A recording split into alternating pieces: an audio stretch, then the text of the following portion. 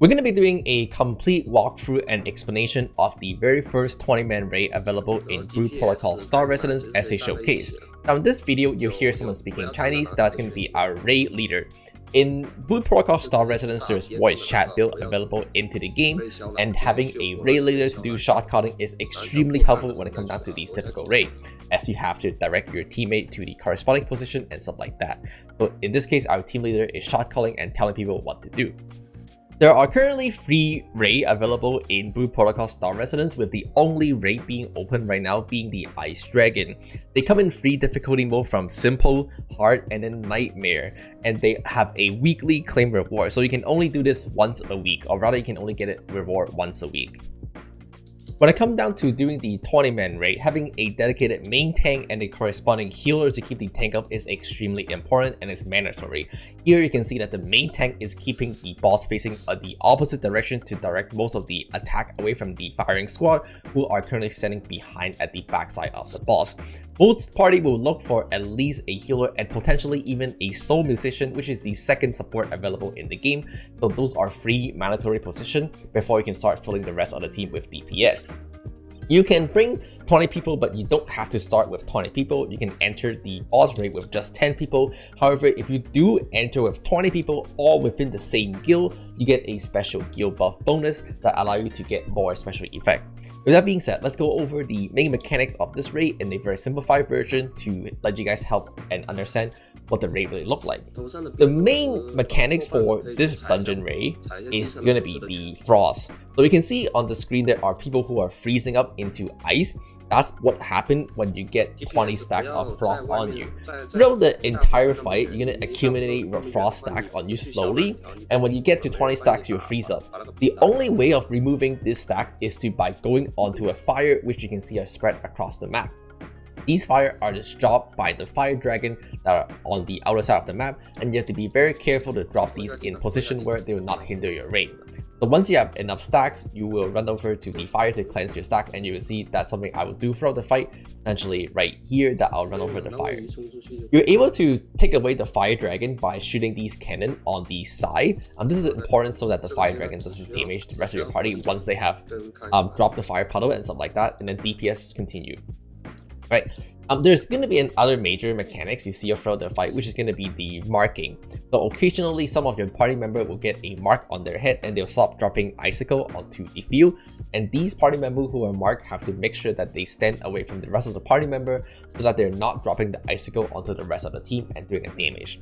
Right here, once we have done 70% of the boss, we enter this small RP phase, like a small transition into phase 2, and the weather actually gets changed to blizzard. During blizzard, you get ice stacks significantly faster, and you slowly accumulate stacks over time if you're not within a proximity of another party member. So it's kind of like bud buddy system. You have to be bud buddy with your parties to not get stacks. So here, your main goal is to traverse through this ice terrain without getting frozen. Over the course of terrain, you're going to see this barrel that you can hit and blow up to create the same ice field or fire field you have before to cleanse the frost stacks. But most important, you have to stick on top of your team within everyone to make sure that you guys are not building up stacks too fast, because once again, you build stacks slower by sticking up on everyone. Finally, coming into here, we have to wait for the blizzard to actually stop before proceeding. You can see there's a very strong wind coming, and now it stopped, so we can move forward into beating this final small ad before we continue onto the main boss. So beating this really small thing here allow us to continue.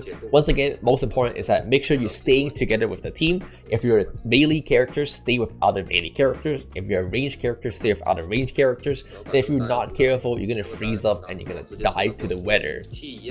Right. One of the cool mechanics of this boss is there's going to be different weather that dedicate different stuff. During sunny, there's going to be less ice, and then during blizzard, as you can see, there's going to be more ice. Once you have phased this boss into the second phase, the blizzard will end. However, you have to make sure you full DPS here to push out of the blizzard phase. So here, the boss is the one who is channeling the blizzard weather. And if you don't DPS him down fast enough, he'll do a blizzard party wipe, right? So here you have to pump damage really hard.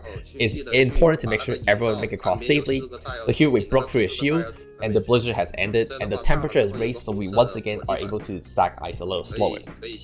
Coming into the final stretch of phase 2, there's going to be a new mechanics. It's going to be the frost ring. You can see it's in the first side of the boss. Those frost ring build up ice stacks really fast. Once again, you have to be really careful to make sure that you're not getting to that 20 stack threshold, because you get built into an ice and you're gonna die.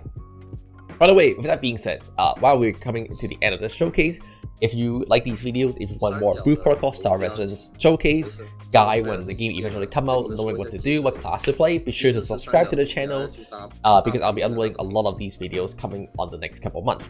So here, coming into the final stretch phase, there are going to be a couple of these barrels scattered across the map, and they're the only way of cleansing your stacks, and there's a limited amount this time, so it's very essential that your team members are slowly hitting the barrels and are not popping them all at once.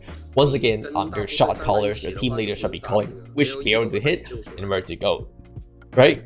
And then coming into a small soak mechanics, you have to stack all together to spread out these parties, and then it dropped the ice, so make sure you drop the ice onto the corner of the field. Here we actually did the mechanics wrong. Unfortunately, we dropped the ice all in the center, so people end up dying really fast, but we're able to get through the boss very quickly anyway. So that's the very first boss fight, or very first raid available in Brew Protocol Star Residence. By defeating these raids, you're gonna get these like rune currency that are available for exchange. You're going to be able to use them to exchange for rune gear, which is going to be the new tier of gear available in Brew Protocol Star Residence. Overall, that is the quick showcase of the first raid available in the game. Now, this is on the easiest difficulty, so it doesn't look too difficult, but a lot of pugs actually still fail because they're not too coordinated, which is why it is very important to have a dedicated leader and a shot caller in your party. So with that being said, if you enjoyed this video and you want to showcase in the future, subscribe to the channel and check out all the link in the description, including my live stream where you can ask questions and stuff like that. So that being said, thanks for watching, bye bye.